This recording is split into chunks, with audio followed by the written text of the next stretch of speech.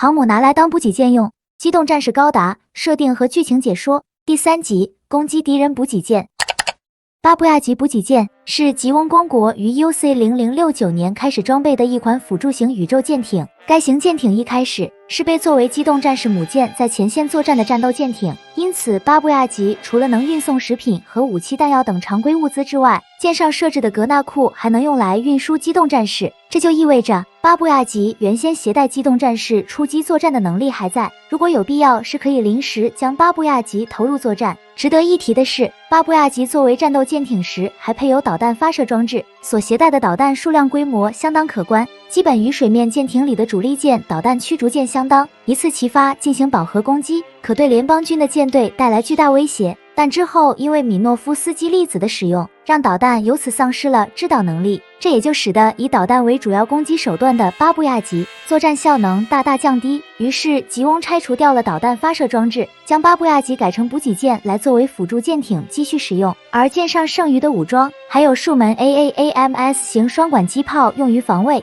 不过该炮在防卫上的表现比较一般，所输出的火力不足够给予对方太大的威胁，对于打击高速机动的目标比较吃力。而在巴布亚级改成了补给舰之后，原先存放机动战士的格纳库这个部分就改成了货舱来容纳各种物资，并且还配套了可伸缩的输送管道，方便进行对接后输送物资。当要开始进行补给作业时，巴布亚级就会靠近需要补给的舰艇，在这个过程会校准对齐2艘舰艇的补给对接口。当靠近需要补给的舰艇到一定距离后，巴布亚级上的这3条补给输送管道就会开始伸出完成对接，而且每个补给输送管道的口径很大，最大能满足拿来运送机动战士。基本上巴布亚级在宇宙进行补给的方式和流程与水面舰艇在海上进行补给没有太大差别。然而巴布亚级用作补给舰的缺点也很明显，自身的吨位在吉翁的战舰中并不突出，对应可携带的物资容量就显得不太足够。像正规补给舰一次能补给数艘舰艇的需求，巴布亚级不但难以做到，甚至连1艘姆塞级满舱补给的需求也难以满足。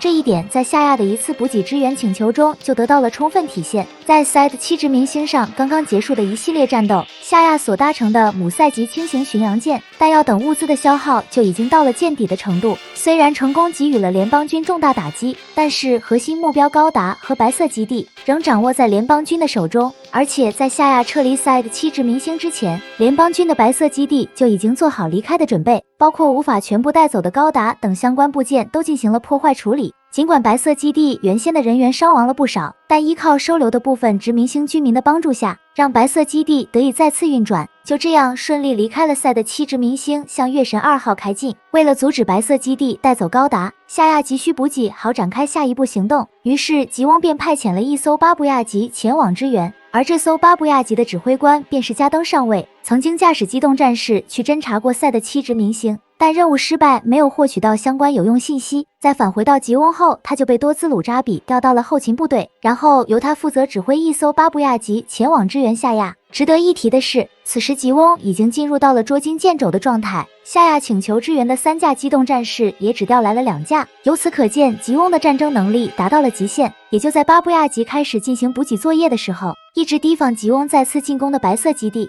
见吉翁迟迟未做出下一步行动，便由此做出了对方弹药耗尽需要补给的判断，于是在经过临时会议后做出了决定，利用吉翁进行补给的这一机会主动出击，争取一次彻底扫清来自吉翁的威胁。紧接着阿姆罗的高达和龙的核心战机率先出击，在抵达临时设想的攻击位置后，阿姆罗便开始使用火箭筒进行瞄准，准备射击，在完成锁定的那一刻立即扣下扳机。虽然火箭弹在飞出去后很快就被吉翁的姆塞级探测到，但阿姆罗发起的袭击比较突然，使得吉翁来不及反应，直接命中。结果这一发火箭弹就炸断了巴布亚级的输送管道，于是吉翁不得不停止补给作业，开始迎战。然而阿姆罗又发射了1枚火箭弹，这一次直接命中巴布亚级，造成了重大伤害。到第3发时，夏亚驾驶扎古试图进行拦截，但没有拦截成功，又一次命中。马上龙驾驶的核心战机对巴布亚级发起了突袭，接着白色基地也加入到了战斗，这一下就让吉翁陷入了无以复加的境地。很快在白色基地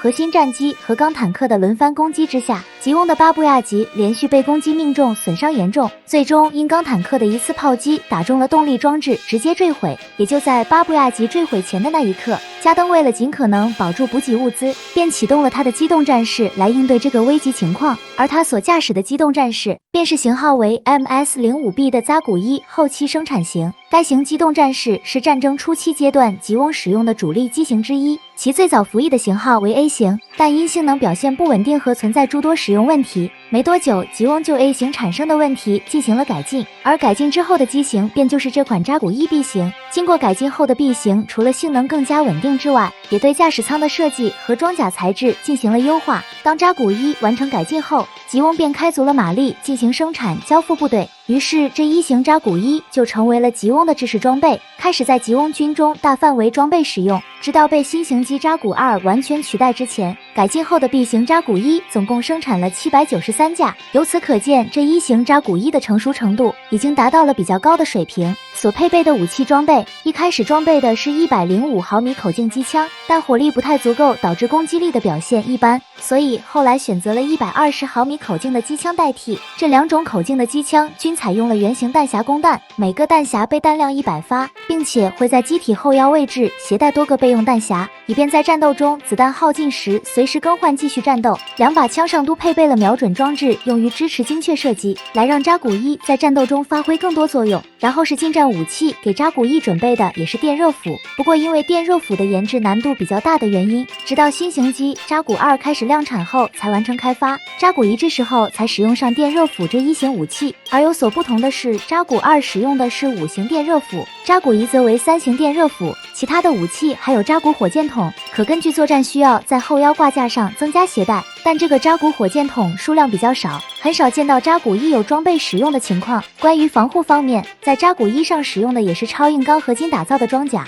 由于该材质属于初次拿来作为装甲使用，所以一开始在 A 型扎古伊上的性能表现不佳，直到在 B 型扎古伊上经过改进后，该材质打造的装甲这才发挥出符合预期的性能表现。而在机体动力方面，扎古伊使用的也是米诺夫斯基超小型和聚变反应堆，其输出功率为899千瓦，与之配套的推进器总推力为40.7吨，跟新型机 F 型扎古2的43吨相比差距不大。除了推进器之外，在机体上还安装了 AMBAC 系统，该系统在不需要消耗燃料的情况下，就能够帮助机体短时间内在失重环境中完成姿态调整。像扎古伊只需2.9秒的时间就可以进行180度姿态变换，可以说这一功能对机动战士在宇宙环境中作战极为有利。相比其他类型的武器装备，使用 AMBAC 系统后的吉翁机动战士在灵活性上都得到了质的改变。另一方面，机体骨架采用了高反应高出力驱动结构，其工作机制通过机体内部的流体脉冲系统进行驱动，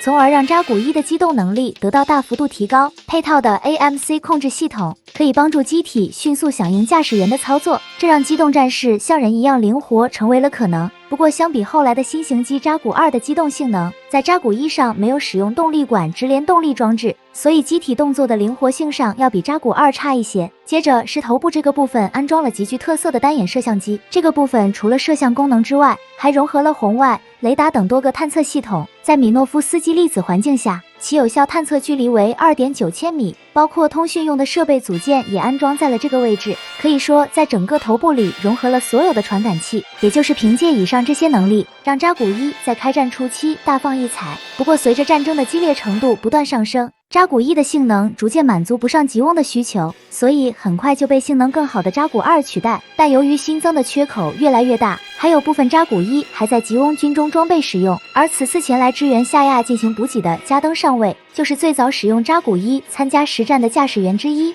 以他的这个资历和军衔级别，完全可以优先更换新型机扎古2来代替。有可能是他习惯于使用扎古一作战，让这名老兵加登上尉一直没有选择更换。不过加登的驾驶水平确实很强，在巴布亚级即将坠毁的那一刻，加登一边指挥属下将补给物资抛出去，一边驾驶扎古一将2架扎古2及时送出舱。在经过他的一番努力之后，成功保住了大部分物资没有被摧毁。但在接下来的战斗中，加登在正面与高达展开了战斗，尽管表现得十分勇猛，并且还在一开始就给予了高达重大打击，但是他驾驶的这架扎古一没有携带武器，仅靠4肢用蛮力对高达攻击效果比较有限，结果很快就被高达反杀，自身的动力装置一瞬间就被光束军刀刺穿，最终引发了巨大爆炸，炸成了碎片。加登就这样在这场战斗中直接阵亡。而作为进攻方的白色基地和高达，因为自身的弹药即将耗尽的原因，为了避免发生变数，也不再与吉翁继续战斗而选择了撤退。于是这场奇袭吉翁补给舰的战斗便到此结束。